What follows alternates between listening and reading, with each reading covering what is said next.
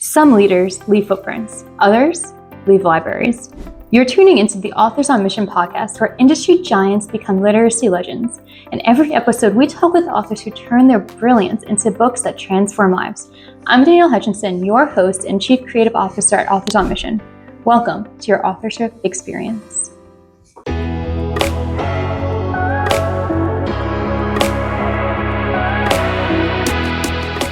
Hello and welcome to Authors on Mission podcast, the podcast committed to delving into top-tier insights and strategies employed by established experts to achieve success while writing a book about it too. I'm your host, Danielle Hutchinson, Chief Creative Officer of Authors on Mission, and I'm thrilled to welcome Chancellor K, author of the Amazon bestseller 14 Days in Beijing, the short story part one.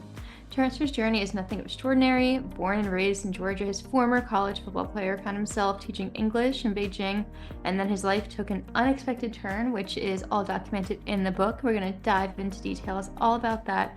But ultimately, today, Chandler works as an educator, a football coach, and an entrepreneur, helping aspiring authors navigating the writing world and self-publishing process. His story is a powerful testament to how adversity can be transformed into opportunity and how personal trauma can become a catalyst for success. Chancellor, it's an honor to have you on Authors on Mission today. Hey, Danielle, appreciate you for having me. Blessings and balance to you. Big shout out to everyone that's tuning in right now. Y'all the real MVP, so I appreciate y'all. Yeah, of course. I really appreciate you coming on. And, I was looking through your book a bit. It has some really powerful messages in there. But, before we go into too much detail, why don't you tell us a little bit more about yourself and what led you exactly to writing this book? Yeah, so Chancellor K Jackson, that's the name, born and raised in Atlanta, Georgia. Played football majority of my life, so that is a huge component to my journey and just part of my identity. Played all throughout high school. I earned the opportunity to play at the collegiate level down at Stetson University, that's down here in Florida.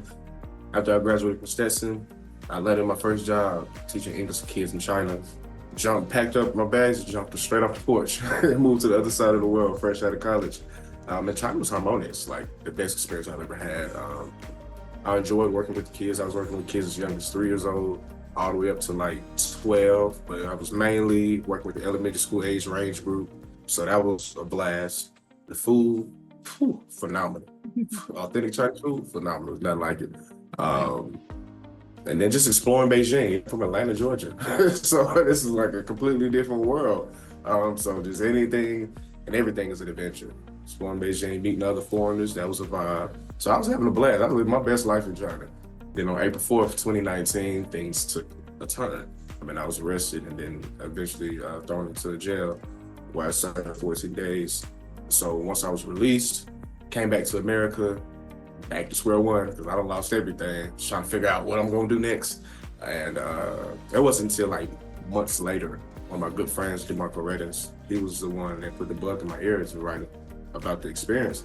Because he was a traditionally published author before we graduated high school in 2014. So he was just like, hey bro, you should write a book about the experience. I was like, man, that's a good idea. Like, I didn't even think about that. I don't even know where to start, but that's an excellent idea.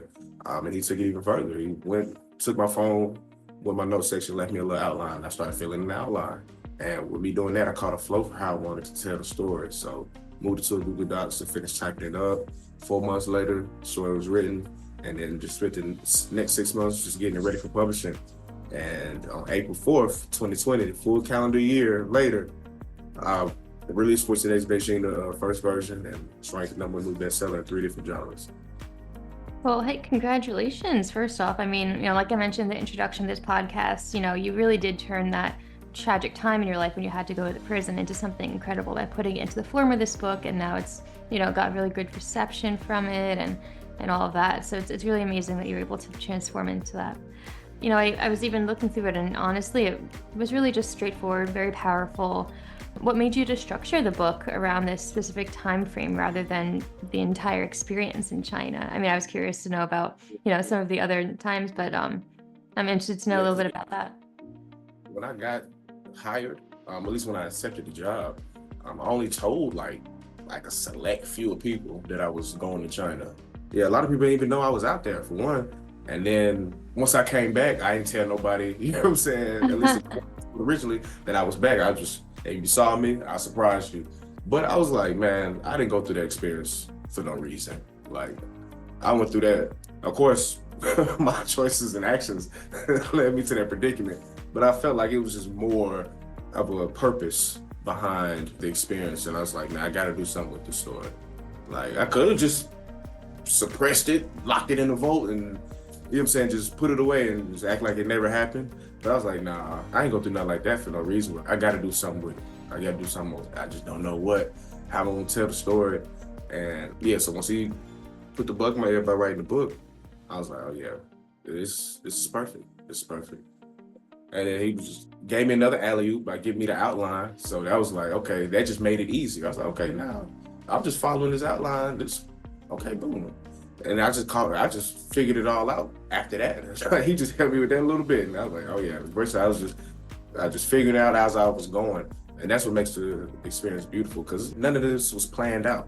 Even like breaking it down to a short story and then releasing it as a series of short stories, all that was freestyle. My original plan was to release the entire book, but Marco was like, nah.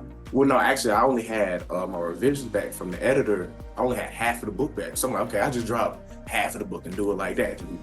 Part one, part two, split it up in twos. And then Marco was like, I feel like we should split it up even more. I'm like, what? He's like, yeah, I just feel like we should split it up even more. And I was like, okay. So I just broke those halves into quarters. So yeah, everything was just freestyle, but it played out perfectly. It was beautiful, beautiful experience. I'm glad that it did, and sometimes it's good to listen to the advice of like, an editor or someone you probably were surprised, like, oh, I'm gonna cut it again. But I think it worked out really well, that way you're able to focus on the one part of the story.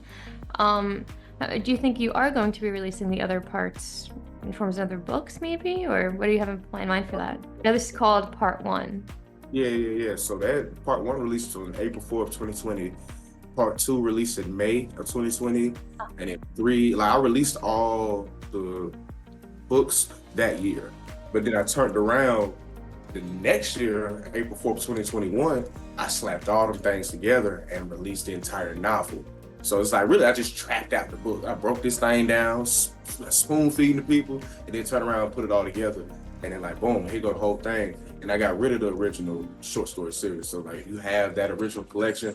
Hey, you a real one. You definitely a day one fan. You had the original set, because you can't even really find them on Amazon no more. That took me down. But just make it authentic too. You know what I'm saying? It's like, okay, I got the original versions in 14 days version. I just felt like that'll be cool, like later on down in the future. It's like a collector's item. So Yeah, for sure. And it's kind of funny that it was almost like you broke it back apart and then put it together. Sometimes you have to go through that, figure out, okay, what is the best method to get my idea out? So a little bit more about the book itself. I feel you mentioned you being in a cell with 14 Chinese men, only 9 beds. First off, that's crazy. How did this overcrowding and the prison conditions affect your mental state during these 2 weeks? the overcrowding really wasn't like that big of an issue for me, because like I can't even talk to these folks anyway. So it's just like we just existing in each other's space, but it ain't like we conversing or anything like that. It ain't really nothing for us to do. We locked up 24 hours a day. You either sitting down, standing up, watching TV, or you see some people having conversations, but aside from that, that is really it. So it's a whole lot of reflecting for me. Whole lot of times to reflect. So yeah, the overcrowding wasn't an issue. The biggest, I guess, nerve-wracking part is like, okay, trying to figure out, or at least just wondering how long we're gonna be in the situation.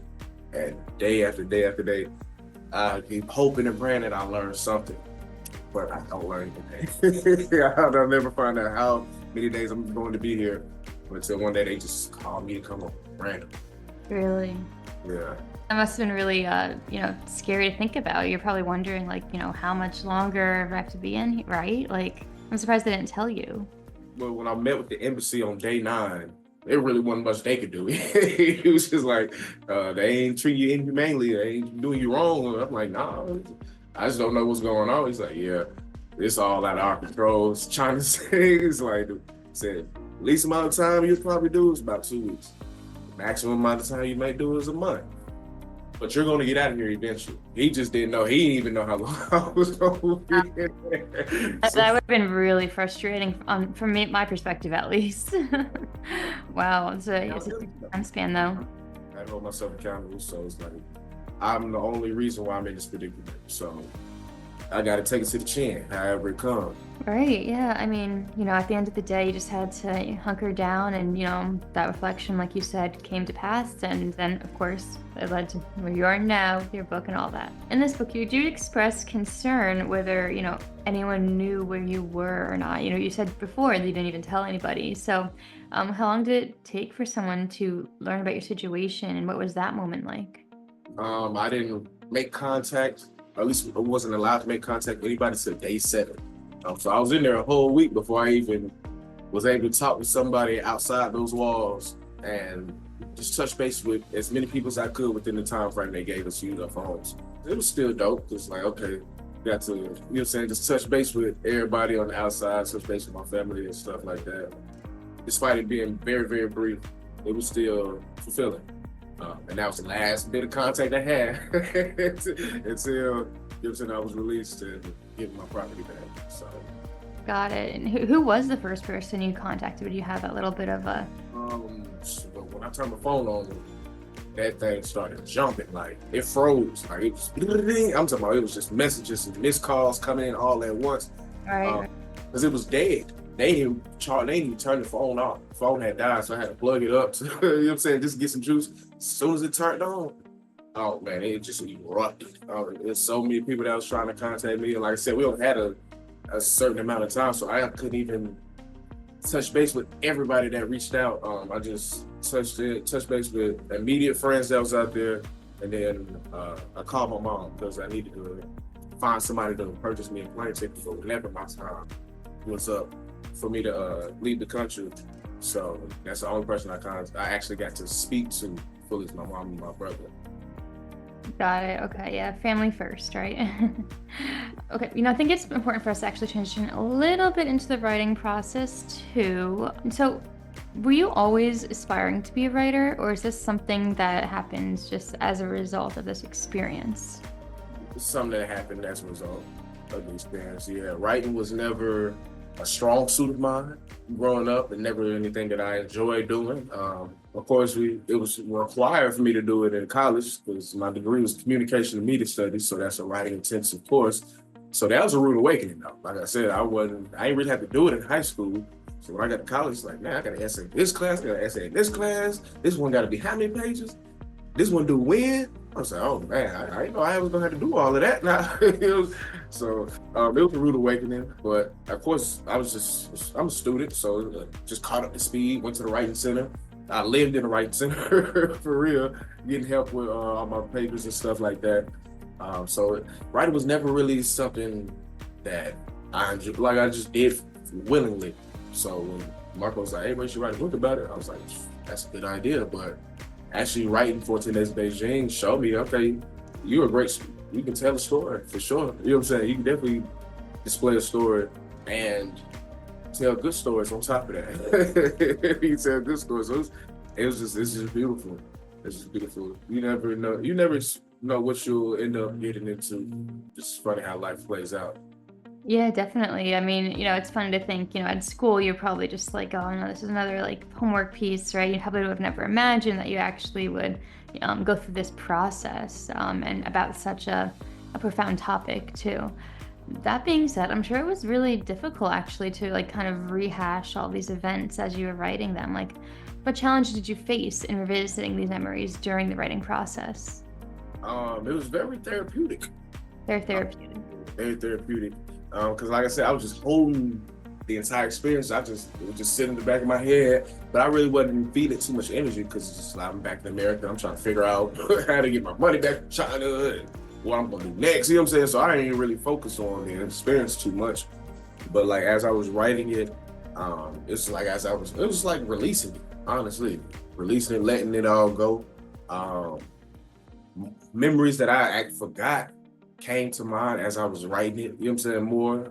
So it's like I was able to add more details.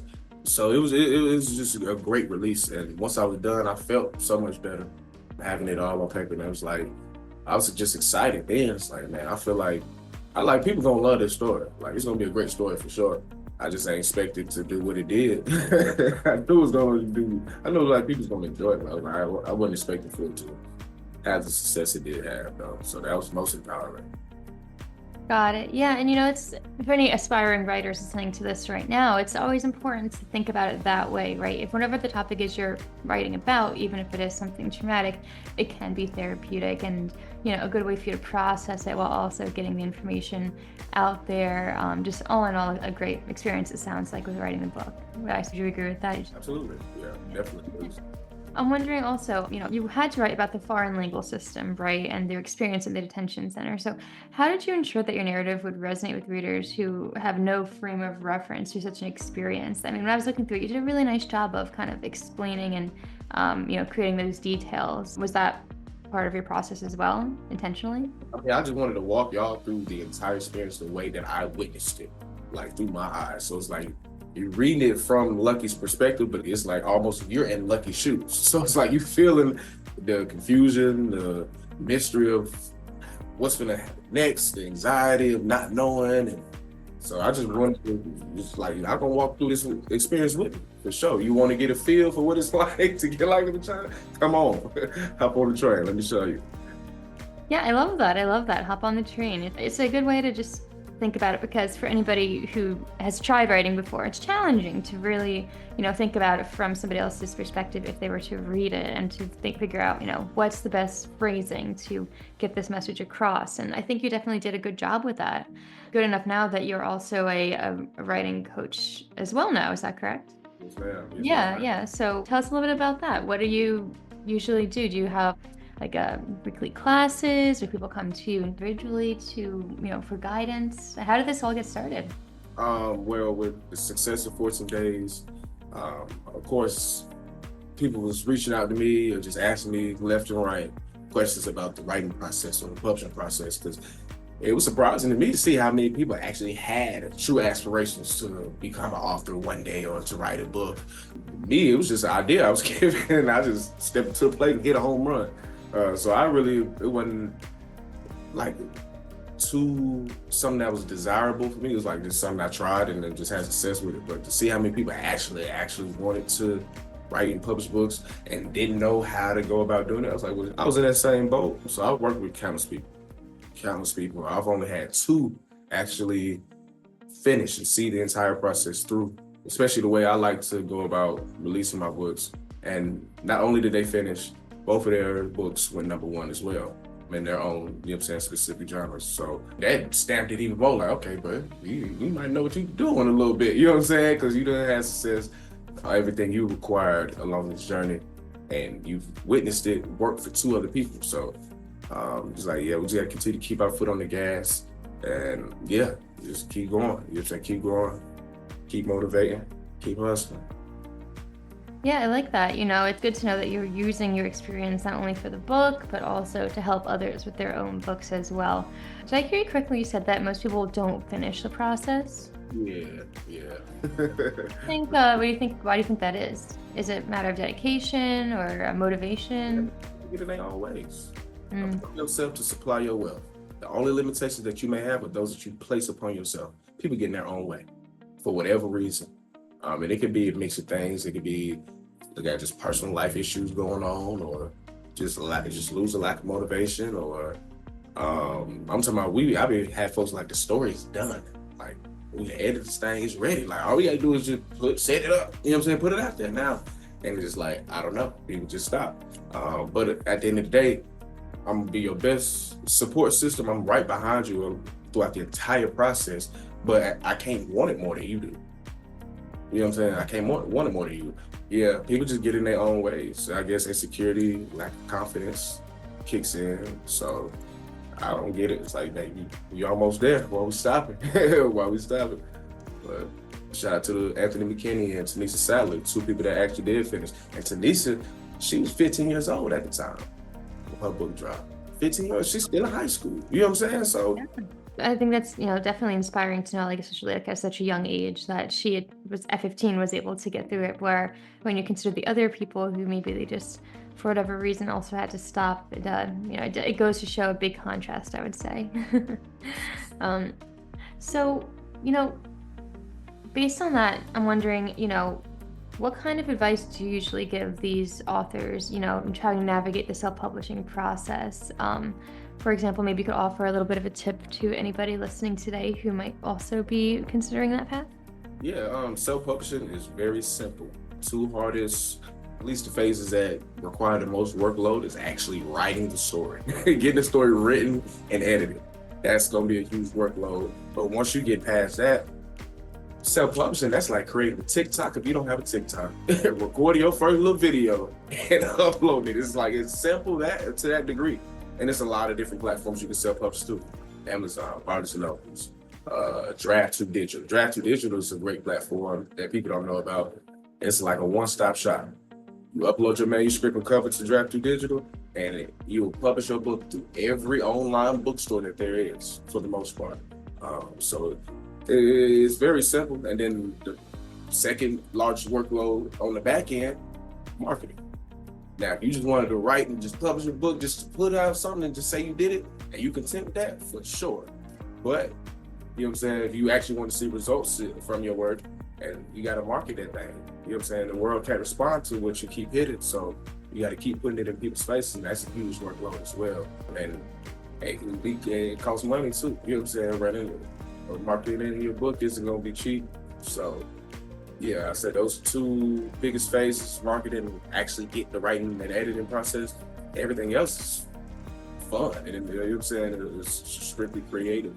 So Right. Yeah, no, that's really good that you shared that because, I mean, people, they need to know what those exact tips to, if you're trying to figure out what to do publishing and self-publishing or with the actual traditional publisher, it is a big choice. So you have to figure out what's best for you in that regard. Here at Authors on Mission, we actually do publish books as well. And, there's one benefit of that is that, when you're working with somebody to guide the process, it actually, holds accountability to you too, which kind of goes back to what you said before about people kind of falling off. So sometimes just the idea of working with somebody helps you, navigate that path, I would say. So it's good that you're offering that, basically, is what I'm getting at to people, and they're able to have that guidance. So, as we continue, I think we want to transition back a little bit into the content of the book and your experience there. I mean, how did this experience change your perception of freedom and justice and privilege as an American? it isn't until you're in a situation like that, and I hope, God forbid, it really happens to anybody, but it isn't until your freedom is taken from you that you see the value and the freedom that you get, especially us Americans. Yeah, that definitely redefined what freedom meant. You know what I'm saying? Truly. So be told when you gotta lay down, when you gotta wake up, when you can eat, and you don't get to leave the cell at all. Like, I understand we ain't even get like rec time, none of that. Like, it's 24 hours a day, 7 days a week. So yeah, it redefined what freedom was for me, and just I've lived English full of gratitude now. You know what I'm saying? I always appreciate everything, small, big, you name it. Because at one point in time, I was faced with, you know what I'm saying, being confined. It wasn't fun at all. It was not fun at all. It was not fun at all. So the best teacher of life is your own experience. I say that. Yeah, I mean, that can't be even more true, right? It's something that you wouldn't have never expected to go through. But as I mentioned before, at the end of the day, it did, bring you to writing your book and, this whole new career path that you're on now. So I guess it's something for everybody to learn about, where you never know what's going to come. You have to be prepared for it and make the most of it. That's resilience, true resilience. Yeah. So, that being said, you have the book out, you're guiding writers, and you're doing all this. I'm wondering what's next on the agenda. Have you considered writing more books? Yeah, so actually I just released my first books in about 3 years. I released it yesterday on the 11th. It's Really? The Power of Becoming, 7 Pillars of Growth and Empowerment. And it's currently at the top of the charts right now. And conscious thought and humanist philosophy. Yeah, so yeah. We didn't like that. I'm like DJ Khaled, we did enough. And it's a whole different lane too, self-help. So that's what I was really most excited about, to jump into a completely different genre. because I dabble with romance. Romance is a very challenging genre. I would say that romance is a very challenging genre, but I still wanted to do that just because once I learned it was a best-selling genre, I was like, okay, let me see if I can crack these charts. Let me see what's hitting on for real. And I knew it was female dominated too, so I feel like it's just gonna be more. It's taboo to see a male, especially a man of color. You know what I'm saying in this genre. So I'm like, it's marketable within itself. It's gonna stand out. But yeah, I was excited for The Power of Becoming. It's not your typical motivational read, right? It's like a personal roadmap to wholeness, centered around 7 core themes: love, discernment, success, happiness, adversity, healing, and confidence. Each page is full of just different quotes and insights that'll help you learn how to nurture healthy relationships, break free from limiting beliefs, build an unshakable sense of self-worth, re-evolutionize your happiness, amplify your confidence, and like help you guide you through adversity as well. So it's a powerful read and very insightful. So yeah, man, y'all go get y'all copies of that. As far as what I'm gonna do next, I don't even know. I don't know. I'm pretty sure I'll put out something else. I'm gonna write some else. Yeah, well, everybody listening today, I mean, please go check out those books. We're going to put the links to them in the description box so you can go ahead and click them nice and easy and figure it out. It's really inspiring to see that you transition to different genres too. So another reason why someone should check that out, because if you like this one, it'd be interesting to see kind of, how you dabbled in that. Did you experience any challenges in switching genres, or kind of just went with the flow? I just I've been freestyling. So I just be freestyling, like nothing is truly planned. I say the biggest challenge is, I guess, just marketing it on the back end. Yeah, that's probably the biggest difference is how much you put into the marketing. I put a lot of money into the marketing for 14 days in Beijing. I didn't do as much as I did with the romance, because like I said, it can be expensive. You know what I'm saying? To truly market your book the way that you should be marketing it. Yeah, you gotta constantly put that thing in people's faces, always. So that can add up and that can get expensive. But yeah, I say that was the biggest challenge. Just marketing on the back end. Writing the stories, I'm just telling them, just like 14 days, I'm telling y'all real life experience that happened and just what I took away from the experience. And I hope you can take away something from my experience as well. Yeah. I mean, thank you for sharing that, because you are right. Like marketing is a huge thing to think about too. But it seems like you're doing an amazing job of that, and being that you have the bestsellers and all those titles. So that's really good to know. And everybody listening today, if you're also interested in finding out more information about how to do this, all you have to do is reach out to Chancellor here, and he can help you out with it. How can people get in touch with you if they want to learn a little bit more? Man, you can find me on all social media platforms. So the best way to find anything geared towards me is to Google Chancellor K Jackson. Google my name, everything you need to pop off. Social media accounts, website, other podcast interviews I've done, books, the whole nine, literally everything you need. It's a one-stop shop. Perfect. All right. Well, we're going to have that in the description box as well for everybody to check out. And do you have any last bits of advice to offer our listeners today? Yeah, I'm gonna leave y'all with a quote. Quotes in my thing, so I'm gonna leave y'all with a quote. It's by Nipsey Hussle, and it goes: "Long-winded, ran through this life like it was mine. Never settling, but setting every goal high. 1,000 burpees to the path of my own self-destruction or success. But what is a mistake without the lesson? You see, the best teacher in life is your own experience, and none of us know who we are until we fail. They say every person is defined by their reaction to any given situation. Who would you want to define you? Someone else or yourself? Whatever you choose to do, homie, give your heart to it. Stay strong." That's really beautiful. Did you just recite that from memory? Yeah. Wow, very impressive. I love that, and very inspiring and an amazing way to wrap up today. Thank you for that. And to everybody listening, I mean, I think we learned a ton from this podcast. We learned all about, the experiences within the book, and also about lots of tips for us to take home and try out on our own today. So thank you so much for joining our podcast today. It's been a pleasure. Hey, I appreciate you for having me. Everybody that tuned in for the full episode. Hey, I told you at the beginning, you're a real one. I like it. Thank you for that. And yet, to our listeners, remember that sometimes our greatest challenges can become our most powerful stories. Whether you're working through personal experiences or professional expertise, there's a book within you wanting to impact others, just like Chancellor has done with his. If you joined today's episode, check out some of our others. And also, don't forget to check out these books that were just released this week, as well as the one we've been talking about. It's a lot of amazing content out there, so give it a read. Until next time, keep writing, keep sharing, and keep pursuing your mission.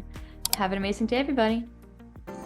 This is Danielle Hutchinson reminding you that somewhere, someone needs the book that only you can write. Visit authorsonmission.com to start your legacy. Until next time, keep leading, keep inspiring, and keep thinking in chapters. Have a great day.